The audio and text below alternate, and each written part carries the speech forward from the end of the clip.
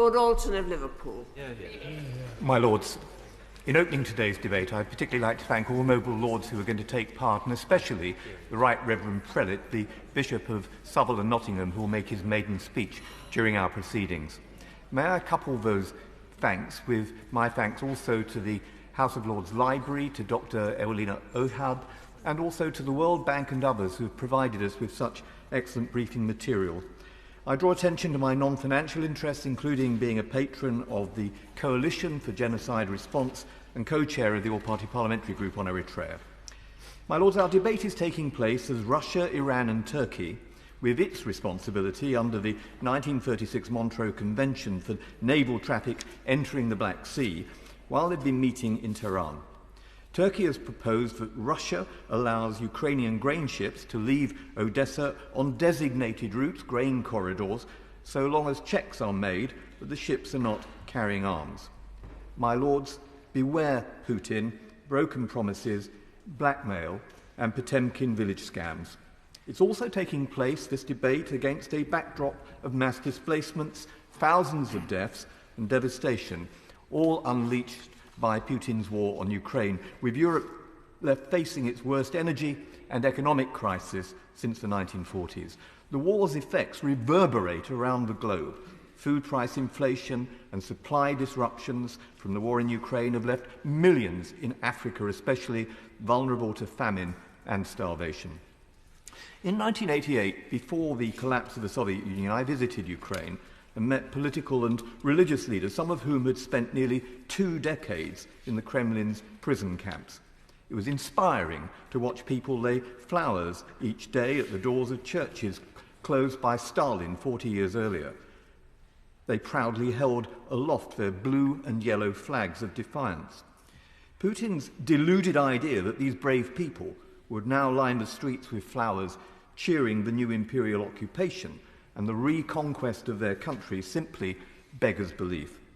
An abiding memory from that time is of conversations with families who had personally experienced Stalin's Holodomor, which translates to death by hunger, and had occurred 50 years earlier from 1932 to 1933. Stalin's Holodomor, like Putin's today, was an entirely man-made catastrophe, leading to anything from 3.5 to 5 million deaths, and is regarded by many historians as genocide.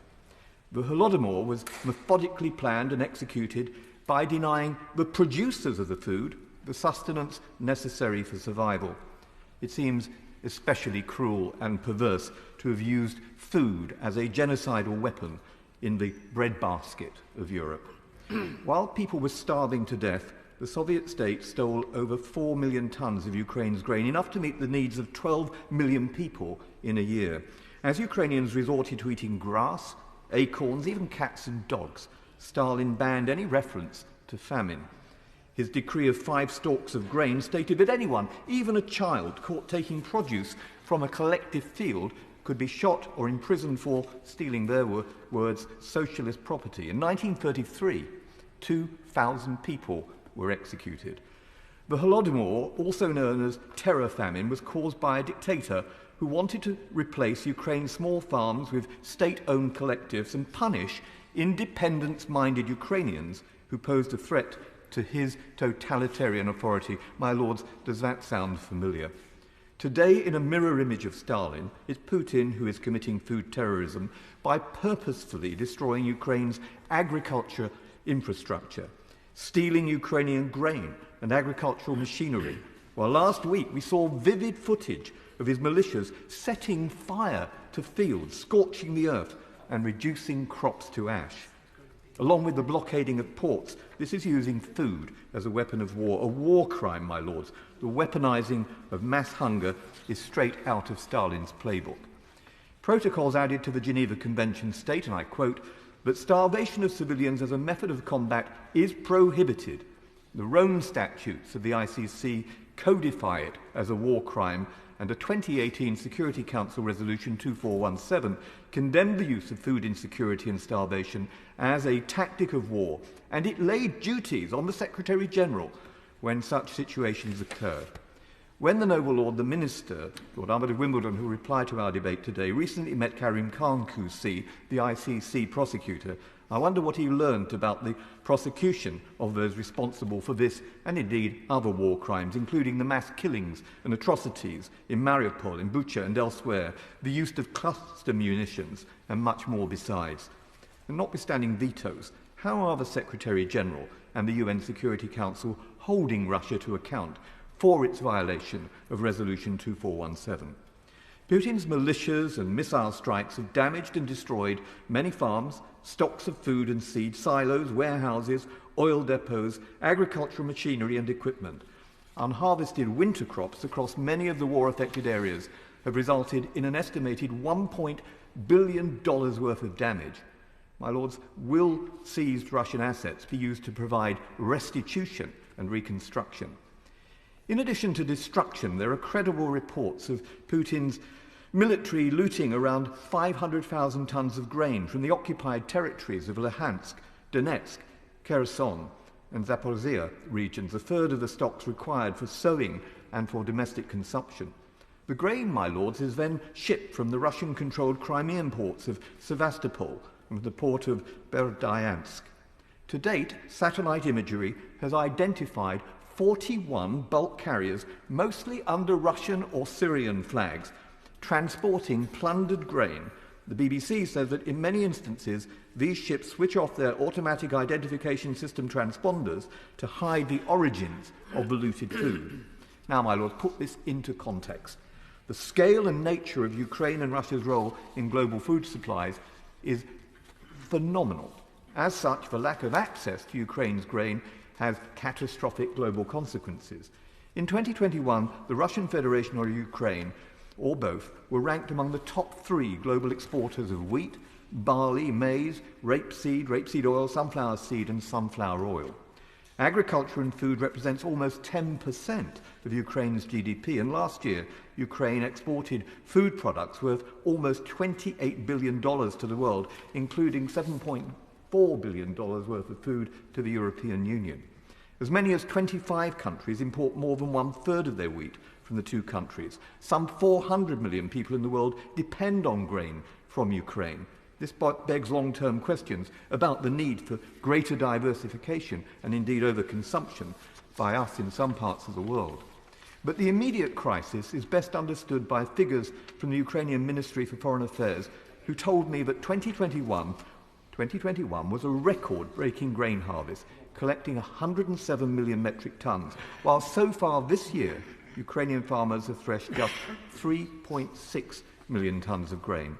Before the war, every month Ukraine exported 5 to 6 million metric tons of agricultural products, 90% from the seaports on the Black Sea and the Azov Sea. In June, by using trucks, railways and rivers and its 3 Danube port terminals, which are all at capacity, it managed to export 2.1 million metric tons. But even with welcome adjustments, it would take years to export the current stockpile of grain, let alone a new harvest, unless the sea routes can be reopened. The war has also contributed adversely to a sharp rise in the cost of fertilizers and transportation costs. The cost of transporting 1 ton of barley via the Romanian seaport of Constanta has risen from $40 to $160. Unsurprisingly, in May, the price index on cereal was up by 29.7% on May 2021 value, with wheat prices up on average by 56.2%.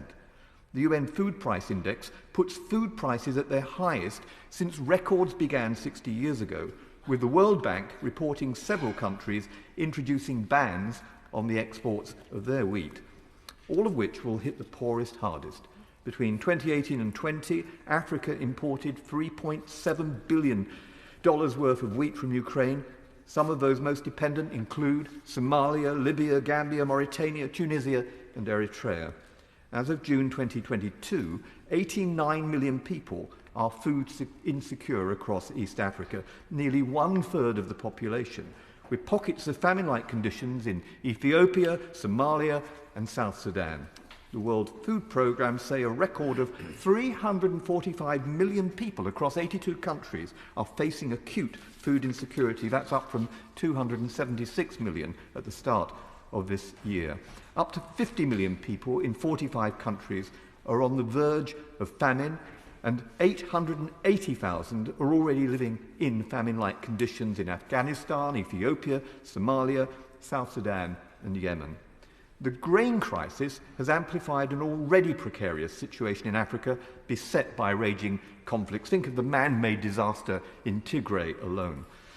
It's amplified the drought, the locusts, the climate change that they all face. The OECD say that the cumulative impact will make it impossible to end hunger by the UN's stated goal of 2030, and we can assume it will also add to the now 100 million displaced people. Recent figures from the UNHCR, 100 million displaced people as they flee existing instability, riots and unrest. The International Committee of the Red Cross has scaled up its operations in 10 countries, including Somalia, Kenya, Nigeria and Burkina Faso, and says, I quote, more than a quarter of Africa's people, 346 million, are facing a food security crisis. They describe it as an alarming hunger situation. The World Food Programme, which has seen a 44% rise in its operating costs, warns of an unprecedented hunger challenge. Noble Lords should read the exchange of June the 9th between the House of Lords International Relations and Defence Select Committee and the Foreign Secretary Liz Truss, where we warn that the war in Ukraine has left, I quote, millions of people facing an impending famine and starvation. In reply, the Africa Minister says it is President Putin's responsibility to lift this blockade so that Ukraine's food can feed the starving. Yes, my lords, but we too have responsibilities, not least under the Genocide Convention, where we see the serious risk of genocide, and as Putin imposes conditions calculated to bring about the destruction of a group in whole or in part, but we also have responsibilities in the context of the cuts that we have made to our development and our aid programmes. Never has WFP funding gap been so wide. In 2021, the value of UK contributions to the World Food Programme in East Africa stood at just over 1/3 of the 2018 value. In 2021, the value of contributions to WFP in Somalia, where there are currently pockets of famine-like conditions, stood at 9%, just 9% of the 2018 value. In 2021, the value of contributions to WFP in Sudan stood at 18% of 2019 funding. My lords, does the scale of our response now meet the moment? No, it does not.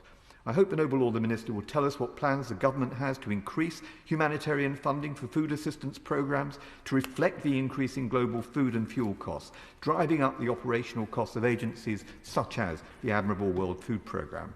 I hope he'll elaborate on what plans we have to work through the G7 Global Alliance for food security to develop international solutions to the global food crisis. Specifically, is the £130 million pledge made to the World Food Programme on June the 24th additional funding and not to be diverted from other programmes? Can he confirm that, as indicated by Minister Cleverly on July the 5th, the proportion to be provided as earmarked funding will be additional to the FCDO's core contribution to the World Food Programme? For the sake of millions of beleaguered people in poor countries, beyond immediate famine relief, we must do all we can to help Ukraine survive this existential assault and restore its place as the breadbasket for millions of people.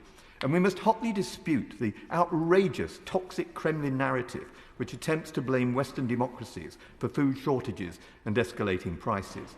It may take years for Ukraine's farm sector to fully recover from the invasion. Fields have been destroyed, poisoned or mined.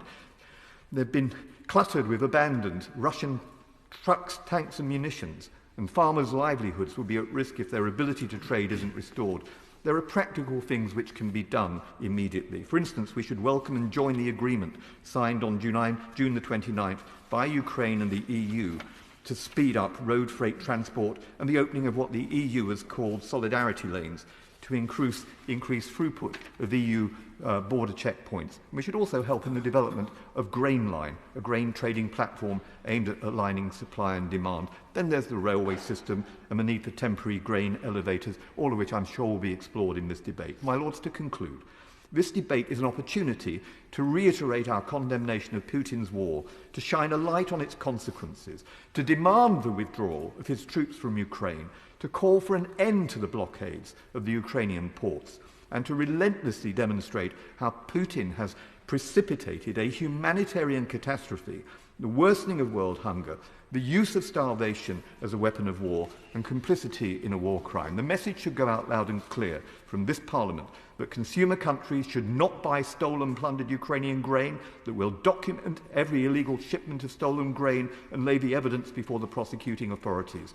We won't be blackmailed by the Kremlin, and in the absence of an agreement, we will work with our allies under the auspices of the United Nations to open a Black Sea humanitarian corridor to enable functioning maritime routes for the export of Ukrainian agricultural goods. My Lords, I beg to move. Is that this motion be agreed to?